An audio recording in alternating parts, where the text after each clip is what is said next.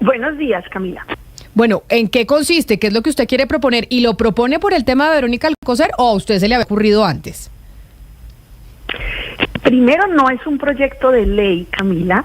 Hay que reconocer cómo surge esta figura y no es por el tema de la actual primera dama, sino porque este es un debate que, así como usted lo mencionaba y traía audios del 2019, recuerdo su columna, tal vez en el Nuevo Siglo, cuando comenzó el actual periodo. Es un tema que tiene que ver con el trabajo no remunerado de las mujeres, porque es gratis, sin sueldo. Y porque ha sido como el rol tradicional, simbólico, la esposa de, entonces no trabaja, entre comillas, y lo que hace es ayudar. Entonces yo creo que es hora, casi un siglo después, de reconocer que el mundo ha cambiado, las mujeres ahora están trabajando y de hecho es un gran reto el trabajo no remunerado. Todo el tema del cuidado es trabajo no remunerado, lo que implica un sacrificio de la apuesta profesional, de la consecución de recursos para la autonomía, la independencia y demás. Esa figura en Colombia comenzó en 1934, cuando era la señora María del presidente López Pumarejo de la época, y ha venido evolucionando, pero le quiero contar tres piezas claves. En el 94, la Corte Constitucional declaró inexequible un pedacito del artículo 210 de la Constitución que decía que se le pueden designar funciones públicas a particulares.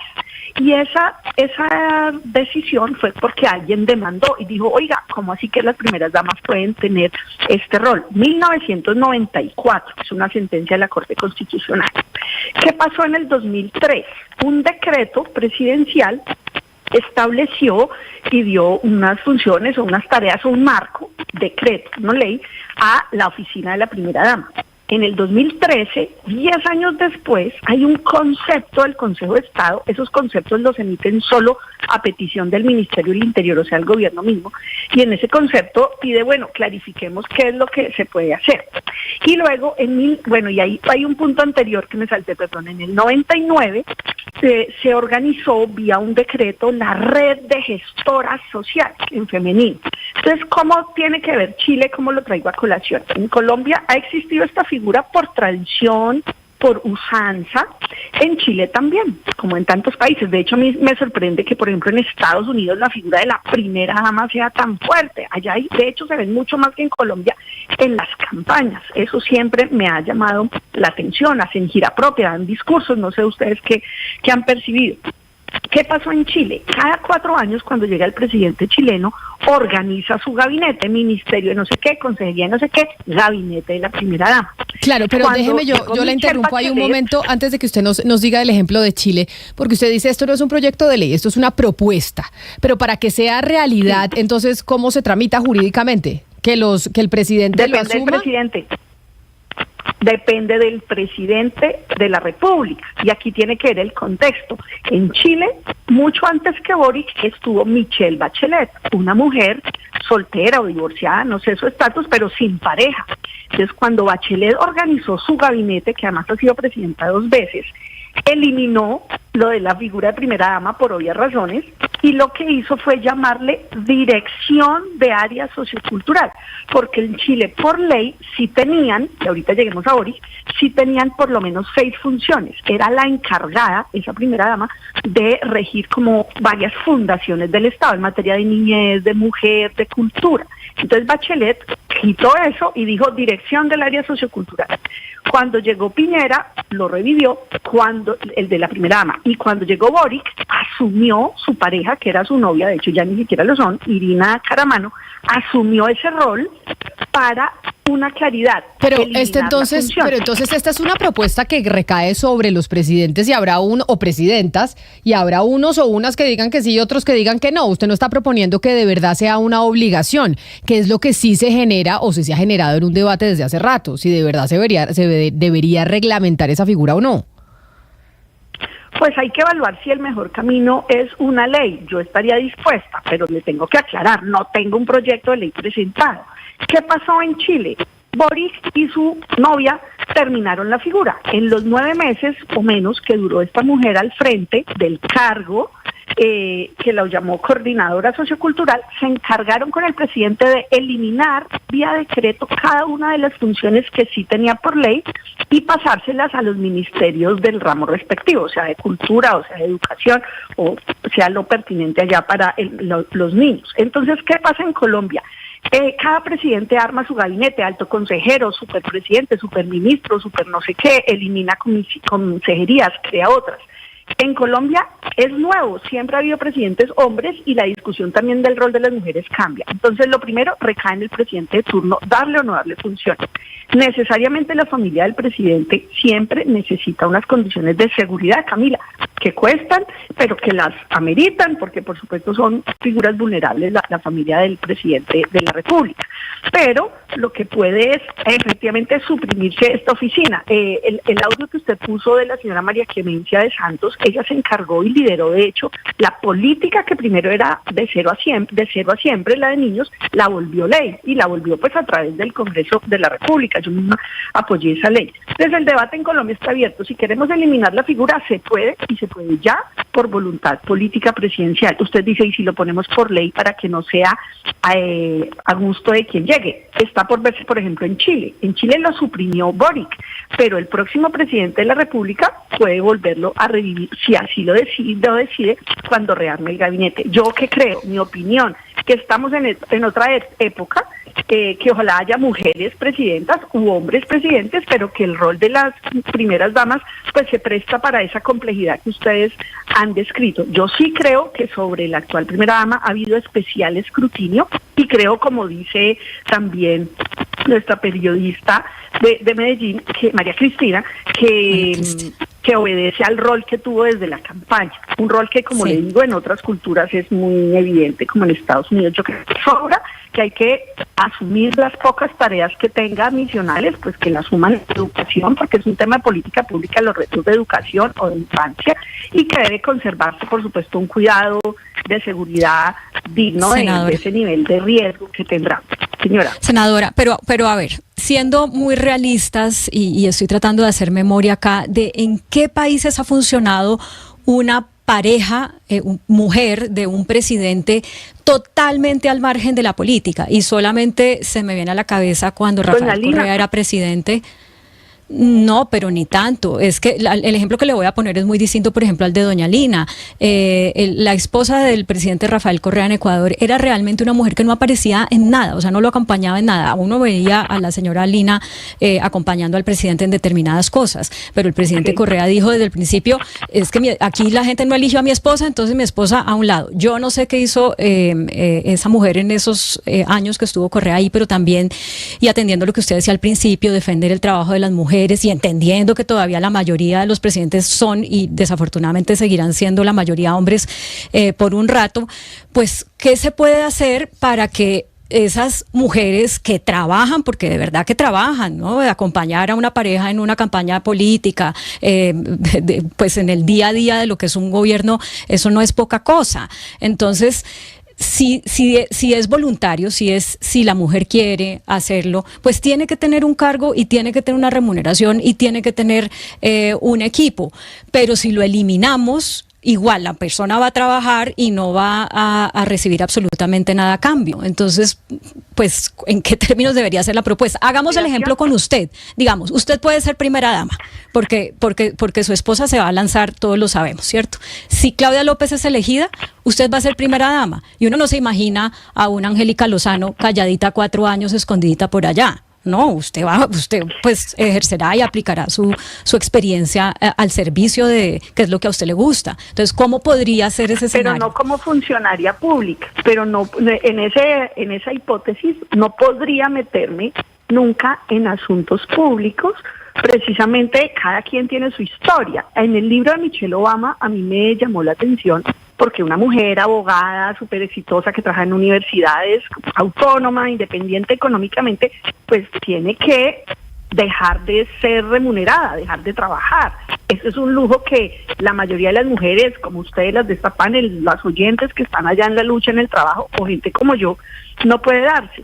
El límite está en la función pública. Una persona que tiene una carrera propia tiene que observar los límites del servicio público y por tanto no puede tener trabajo remunerado, ni funcional, ni mucho menos gratuito en el sector público. Tiene que conseguir un empleo en el mundo privado. Yo entiendo, por ejemplo, que la señora María Juliana de Duque trabajaba en el sector de la salud, desde antes, desde cuando él era senador. Las familias de los políticos sufren más de lo que la gente cree. Tuve la oportunidad de encontrarme con la señora María Clemencia en alguna ocasión, y claramente el rol que usted dice sí es cierto, el del acompañamiento día a día, en las afugias, pero una cosa es el apoyo emocional y de conversación en las dificultades que trae cada día un cargo como el de la política o un cargo en el mundo privado como el de ustedes, y otra es el rol público con presupuesto público. Pero hablando, en Colombia estamos listos hablando de lo que usted dice, yo intuyo, senadora, y quisiera hacer su pregunta, en ese caso hipotético de que su pareja sea presidente de la República, o bueno, presidenta, ¿usted se retiraría de la política? ¿Usted considera que eso sería lo que corresponde en ese caso? Pues es que eso no es voluntario, sí o sí, hay unas incompatibilidades, punto final. Pero, yo no sé, yo por supuesto admiro mucho a Claudia y ya veremos qué pasa en su vida política, pero claramente es incompatible con la presidencia de la República. Yo fui senadora siendo ella alcaldesa porque mi carrera viene de antes y de atrás y demás, pero en un cargo de eso simplemente no existiría. En la alcaldía de Bogotá, siendo ella alcaldesa, no existió la figura de la primera dama, que en Bogotá, de hecho, por eso la costumbre, tanto para que exista como para que no exista, marca tanto. En Bogotá no ha existido, casi nunca. Será excepcional cuando ha habido y se ha ejercido la función de primera dama. Ni Mocus, ni Lucho, ni Petro. Pero senadora Lozano, a propósito de esa pregunta que le hace Sebastián, pues es un hecho y para nadie es un secreto. Ustedes en política públicamente pueden decir que no, que ya veremos, pero lo que es un hecho es que Claudia López está preparándose para la candidatura a la presidencia después de que salga. Sí, pero eso hacen todos se van y dicen me voy a Harvard, a MIT, a Stanford y allá están un año y preparando el paper a ver cómo es que miran para proponer su candidatura presidencial, que está muy bien, digamos, no está mal. Para nadie es un secreto que eso es una realidad. Y entonces usted también tiene una carrera. Más que un secreto, digamos, es muy valioso que tanta gente valore su talante, su carácter y su carrera y la vean como una opción. Claro, pero entonces, como eso es un hecho y usted tiene una carrera también muy exitosa política y es una probabilidad muy alta que la exalcaldesa Claudia López pueda llegar a la presidencia, ¿usted qué ha pensado? ¿Usted qué haría? En caso de que hablemos que estamos dentro de 2 años y medio y resulta que elegimos a Claudia López como presidente. Angélica Lozano, ¿qué va a hacer usted? Yo no ejercería ese cargo porque además los tiempos cambian y tal vez la señora María de la época del presidente López Pumarejo era ama de casa. Yo no, yo trabajo desde que estaba en la universidad, desde que salí del colegio. Entonces yo lo que tendría es que cambiar de actividad, por supuesto, que no podría ser con lo público. No quiere decir eliminar mi carrera, pero simplemente no podría ejercerla durante unos años, cosa que además me viene Podría hacer un doctorado, ¿por qué no? Ahí tiene los 4 años para ponerse a hacer un doctorado que tanto lo tiene pendiente. No soy de doctorado, no, ese carácter de investigación. Pero más allá que la casuística personal, que no es lo que me motiva esta conversación, Camila, yo veo muy positivo lo de Boric. Y mire que estudiando vi algo muy evidente, es que antes de Boric hubo una Bachelet. Y pues con Bachelet simplemente el rol no existió. Las pocas mujeres al mando hacen que no nos hayamos hecho esta pregunta. Valdría la pena que usted le pregunte a nivel territorial a mujeres que ejercen el rol de gestora social, que es como se les llama en municipios, ciudades, gobernaciones, y a ciudadanos o a otros actores que opinan de ese rol. En la práctica lo ejercen por costumbre, por arraigo, asumen unas tareas con personas vulnerables, niños, personas con discapacidad, pero en la práctica aplican la misma limitación nacional. No tienen función pública, tampoco tienen sueldo, que ese no es un tema menor. Toda la estrategia del cuidado es para reconocer el trabajo no remunerado, pero el mismo que pasa del ama de casa, muchos pelados dicen, ¿qué hace su mamá? Nada. ¿Cuál nada? Son las que sacan adelante en la casa, los hijos, el cuidado del mayor, del papá, del abuelo, etcétera. Entonces no es que no hagan nada, hacen muchísimo, solo que sin sueldo. Entonces la realidad de los tiempos que avanzan en política y que se evidencia más cuando mujeres llegan a estos cargos, pero también cuando hay tensiones que dicen, oiga, si se necesita la figura, vale la pena que en Colombia deje de existir, que se limite a todas las garantías y a todo el equipo de cuidado y sí de seguridad que necesita la familia de quien ocupe la presidencia, hombre o mujer. Y por eso me gusta lo de Chile. Y allá es por decreto. Entonces la pregunta es, si el próximo presidente de Chile quiere revivir esto, entonces se necesitaría ley en Chile. Y por eso sería la pregunta que usted me dice, si esto depende de la voluntad del presidente de turno, ¿se necesitaría ley? Pues es una valiosa pregunta. Tal vez la costumbre tiene un peso de arrastre enorme y lo que necesitamos es políticamente persuadir con argumentos a todos los candidatos y candidatas para que, pues, en caso de acceder al poder nacional, pues se profesionalice el tema de los niños o demás, pues no es de primeras damas ni de tiempo libre ni de hacerlo por caridad, es de política pública súper desafiante en superación de pobreza, cierre de brecha y es un tema técnico además, no es como un voluntariado de la pareja. Pues es la propuesta que hace la senadora del Partido Verde, Angélica Lozano, en estos momentos a propósito pues de todo lo que está rodeando a la primera dama Verónica Alcocer y al pronunciamiento de la Procuraduría sobre la demanda que está evaluando el Tribunal Administrativo de Cundinamarca. Senadora Lozano, mil gracias por estar con nosotros.